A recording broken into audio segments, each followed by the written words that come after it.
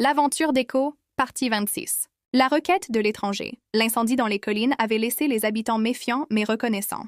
Pendant des jours, on ne parla que de cela, de la catastrophe évitée de justesse, et de ce qu'elle aurait pu coûter sans Echo. Tandis que la communauté rebâtissait ses clôtures et nettoyait les champs noircis, un nouvel arrivant se présenta.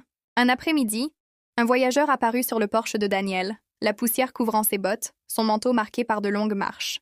Il s'inclina poliment, posant d'abord son regard sur Echo avant de parler.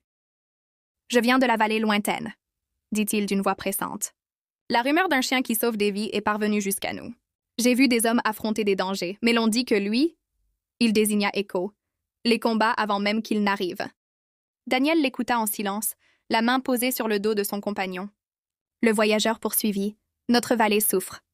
Les loups rôdent autour des troupeaux, et les enfants craignent même d'aller chercher de l'eau au crépuscule. Nos forces s'épuisent. Pouvez-vous nous prêter votre gardien ?» Un silence lourd s'installa. Echo resta assis, digne, le regard posé sur l'homme, les oreilles dressées, comme s'il comprenait. Le poids de cette demande dépassait tout ce que Daniel avait jamais imaginé. Enfin, Daniel répondit doucement « Echo est avec moi. » Mais son courage, il n'a jamais été destiné à rester caché ici. Il baissa les yeux vers lui. « Qu'en dis-tu, mon garçon? Veux-tu y aller ?» Echo se leva puis avança d'un pas sûr. Il posa doucement sa tête contre la jambe du voyageur, le signe le plus clair de son accord. L'homme sentit son regard s'emplir d'émotion. « Merci. Vraiment, vous n'imaginez pas ce que cela signifie pour nous. » Ce soir-là, Daniel observa Echo depuis le porche, tandis que le chien contemplait la lumière déclinante sur les champs.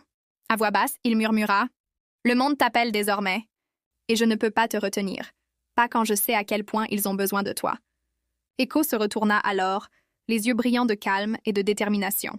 Il vint se coucher contre son maître, comme pour lui dire « Peu importe jusqu'où, le mèneront ses pas, sa loyauté, elle, resterait intacte.